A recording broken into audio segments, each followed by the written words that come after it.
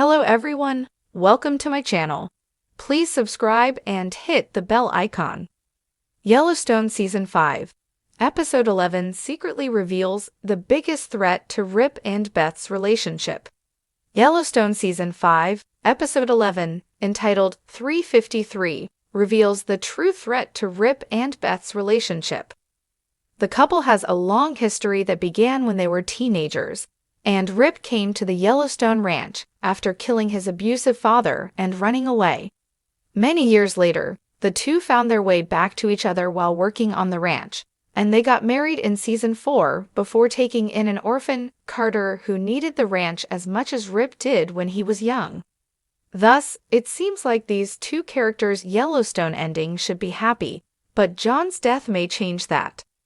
Rip was in Texas when Beth discovered that Yellowstone's John Dutton was dead, but quickly came home to support her. He still doesn't know, however, that Beth's sterility is due to the botched abortion of his child when they were teenagers, which has led to widespread speculation that the truth could come out and ruin their relationship. However, Rip and Beth will likely face a different, more current threat now that John's death has put the future of the ranch in jeopardy. Rip only went to Texas to serve the ranch's needs. A herd of cattle had been exposed to a serious disease, so he headed a team of cowboys who transported the cattle to the 6666 ranch in Texas until the disease could be controlled. While the trip's length was indefinite, it was clear that Rip considered it an extension of his work for the Yellowstone Ranch and had no intention of leaving Montana permanently. However, the flashbacks in 353 demonstrate that Beth doesn't have the same feelings about the lifestyle associated with maintaining a ranch. At the end of her surprise visit to Texas, she tries to convince Rip to stay with her a little longer, which he cannot do because he has to get back to the 6666 to continue overseeing the transport and care of the cattle. This is an extension of Beth's desire to steal him away from the ranch for some alone time in the previous episode. These two events taken together suggest that Beth doesn't want to be a rancher's wife and wants Rip to focus more on her and less on the cattle drive.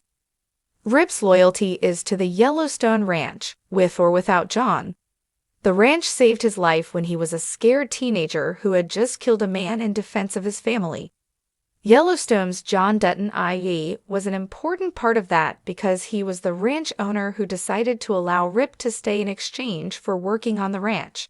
But Rip has worked the land ever since, and thus associates the ranch with the opportunity he had for a better life.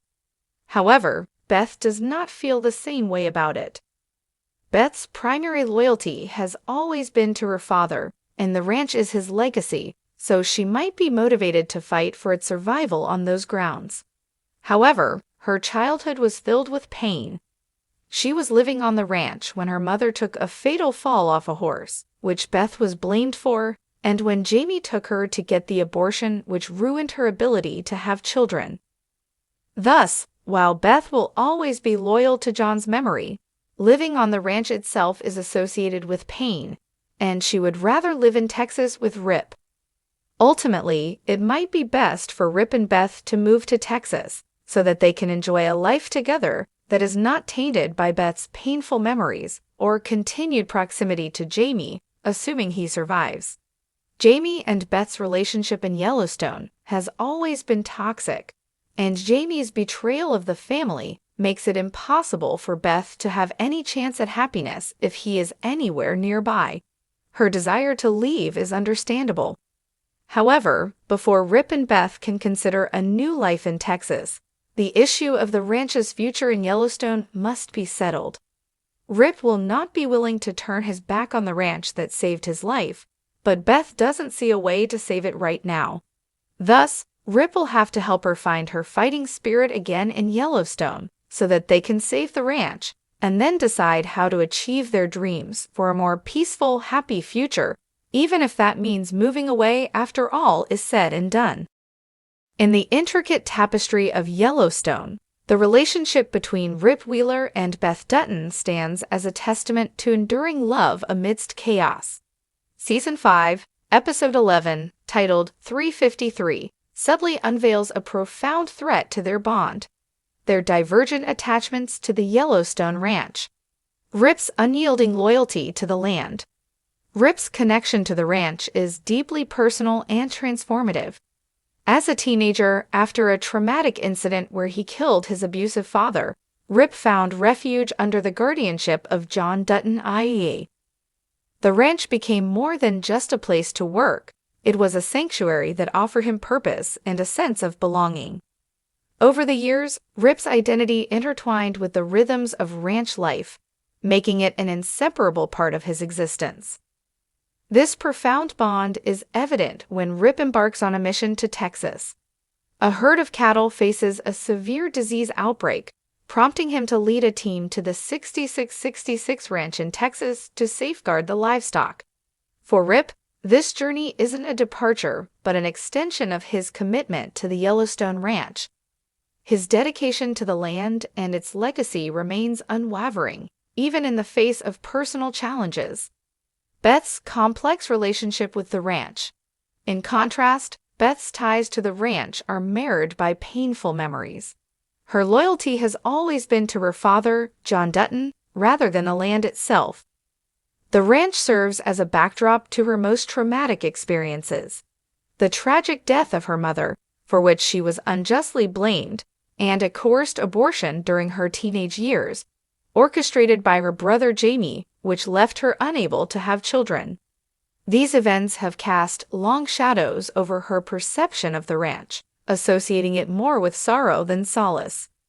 During a poignant moment in 353, Beth visits Rip in Texas, yearning for his undivided attention.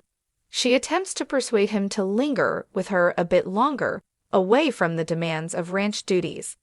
This plea underscores her desire to prioritize their personal relationship over the relentless responsibilities that come with ranch life.